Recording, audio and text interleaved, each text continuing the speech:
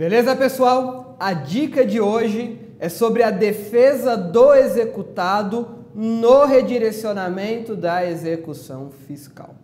Nós sabemos, já estudamos, que o administrador da pessoa jurídica, ele pode ser responsabilizado por tributos devidos pela PJ, acaso ele tenha agido com excesso de poder, com infração à lei, infração ao contrato social ou aos estatutos. Já vimos que essa responsabilização, ela está lá no artigo 135 do CTN. Dá uma olhada na tela aqui comigo. São pessoalmente responsáveis pelo crédito correspondente a obrigações tributárias, resultantes de atos praticados com excesso de poderes ou infração de lei, contrato social ou estatutos, nos interessa o inciso 3, os diretores, gerentes ou representantes de pessoas jurídicas de direito privado. Olha aqui, essa é a responsabilidade que é solidária do administrador, seja ele sócio ou não, não basta ser sócio, ele tem que ser administrador,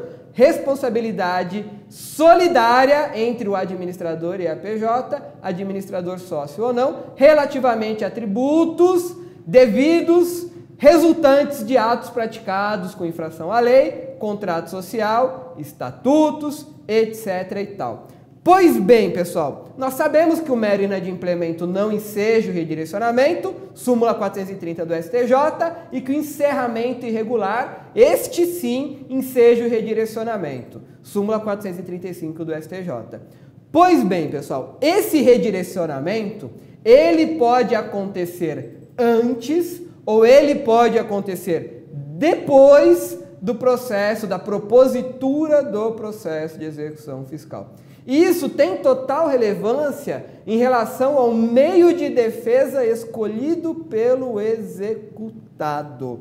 Pessoal, vamos falar do redirecionamento da cobrança, com base no artigo 135.3 do CTN, antes da propositura do processo de execução fiscal. Se esse redirecionamento, se a aplicação do 135.3 acontecer antes do processo de execução fiscal, antes da propositura, nós teremos a seguinte situação. O nome do administrador, devedor solidário, aquele que se tornou responsável por força do 135.3, o nome dele constará na CDA, na certidão da dívida ativa, que nós sabemos é o título executivo extrajudicial que ampara o processo de execução fiscal. Pessoal, quando o nome do codevedor, do responsável, constar na CDA, tá ok? E esta regra serve para qualquer forma de responsabilidade. Estamos aqui recortando o 135.3, mas serve para qualquer forma de responsabilidade. Quando o nome do codevedor, do responsável, estiver na CDA, no título executivo extrajudicial, presume-se que aquele devedor é devedor, presunção essa que decorre da lei. Dá uma olhada aí no dispositivo. Artigo 204 do CTN prescreve que a dívida ativa regularmente inscrita goza da presunção de certeza e liquidez e tem efeito de prova pré-constituída. E o artigo 3º da Lei de Execução Fiscal também prescreve, mesma coisa, a dívida ativa regularmente inscrita goza de presunção de certeza e liquidez. Então, pessoal, se eu tenho uma CDA que tem o nome do devedor, que é a PJ, e que nessa CDA tem o nome do codevedor, que é o responsável, no nosso caso aqui o administrador, essa CDA goza dessas presunções. Ela é líquida, ela é certa, ela é exigível. Tudo bem que é uma presunção relativa, mas existe uma presunção. Olha, presume-se que você devedor, que você codevedor é responsável pelo débito. Presume-se que você praticou um ato com infração à lei, contrato social, estatuto, etc. e tal.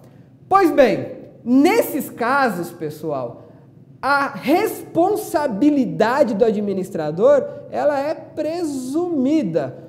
Significa dizer que o administrador, ele vai ter que fazer a prova na sua defesa de que ele não praticou o ato contrário à lei, contrário ao estatuto, contrário ao contrato social. Dá uma olhada na lei lá de novo, tá vendo? São pessoalmente responsáveis pelos créditos tributários correspondentes a obrigações tributárias, resultantes de atos praticados com excesso de poder, infração de lei, contrato social ou estatutos, os diretores, gerentes ou representantes de pessoa jurídica de direito privado.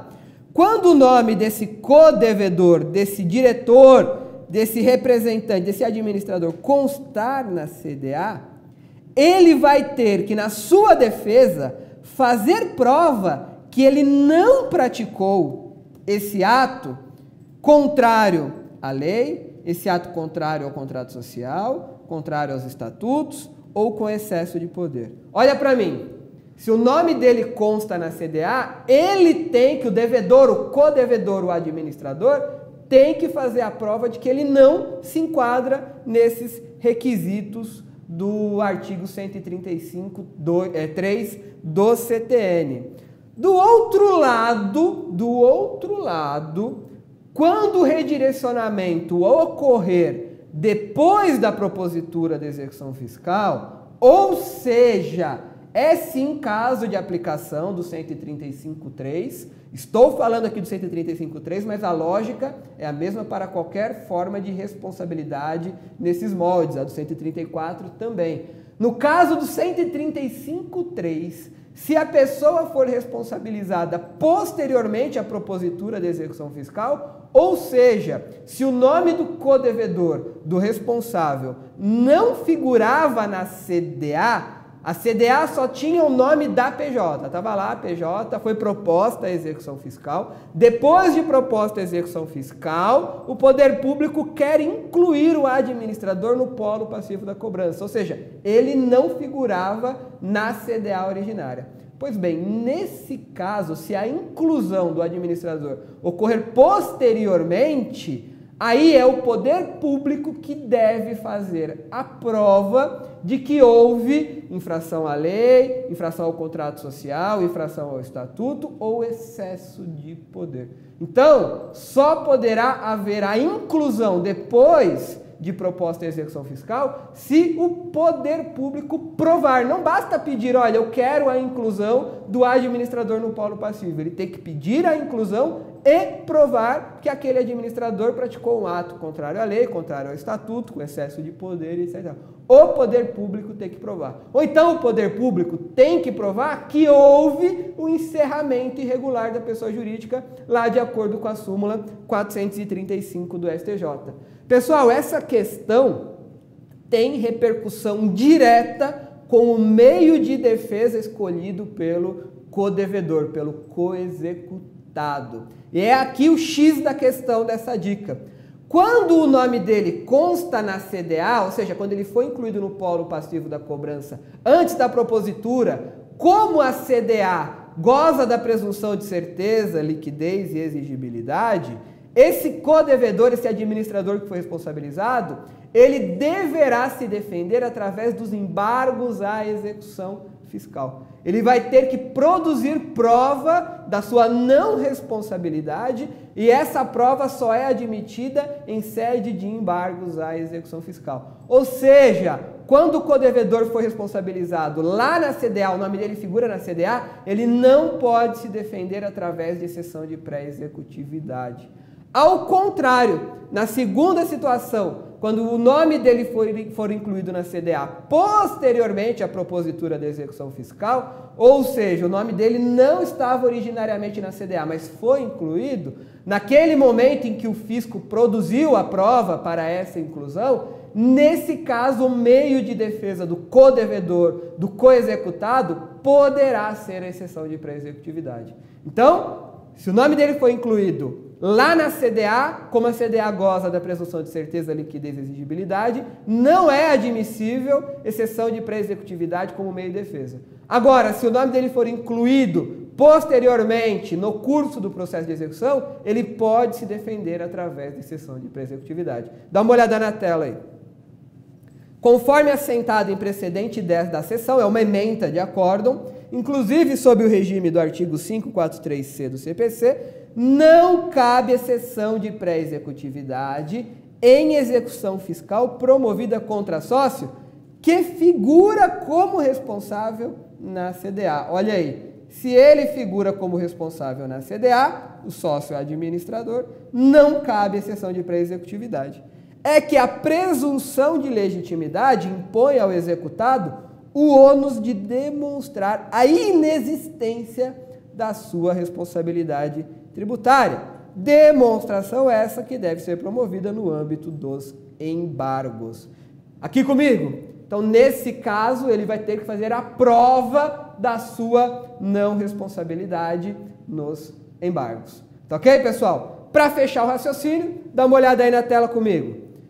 Primeira situação, se os responsáveis tributários constavam originalmente na CDA, ou seja, se o redirecionamento ocorreu antes da propositura de execução, não caberá discussão da ilegitimidade em exceção de pré-executividade. Ele não vai poder alegar que ele não é parte legítima em exceção, mas somente nos embargos.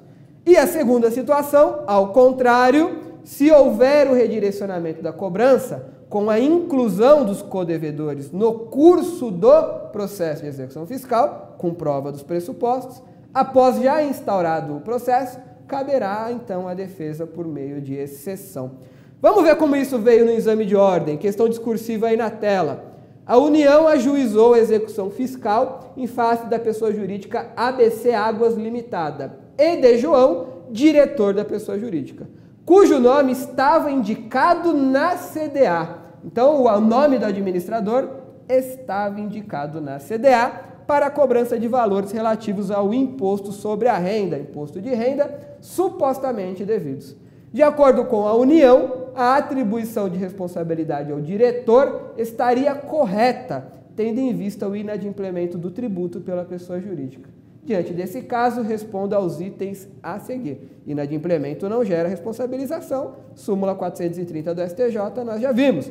Mas pergunta-se aqui no caso o item B. Caso a execução fiscal tivesse sido ajuizada somente em face da pessoa jurídica, a União teria que demonstrar algum requisito para inclusão do diretor no polo passivo da execução? Ou seja, se tivesse sido ajuizada por hipótese somente contra a pessoa jurídica e acaso a União quisesse incluir o administrador, o diretor, o João, teria que demonstrar algum requisito? Olha aqui o gabarito oficial. O examinando deve destacar que se a execução tivesse sido proposta somente em face da PJ, havendo indicação do nome do diretor da CDA, a União não teria que provar a presença dos requisitos do artigo 135, tendo em vista a presunção relativa de liquidez e certeza, conforme artigo 3º da Lei 6830 e 204 do CTN. Admite-se como correta a resposta que indicar que, caso o nome de João não constasse na CDA, a União teria que provar a presença dos atos praticados com excesso de poderes, ou infração de lei, ou contrato social, ou estatuto, ou a dissolução irregular da PJ, conforme artigo 135 do CTN, ou súmula 435 do STJ, que nós já vimos. Aqui comigo, pessoal. Essa dica é importantíssima. Isso aqui, responsabilização do administrador, e a forma de defesa em face dessa responsabilização, que é o X da questão dessa dica, pode vir na sua prova de segunda fase de exame de ordem, tanto na peça prática profissional, quanto nas questões discursivas. Beleza? Bons estudos a todos e até a próxima dica, pessoal. Tchau, tchau.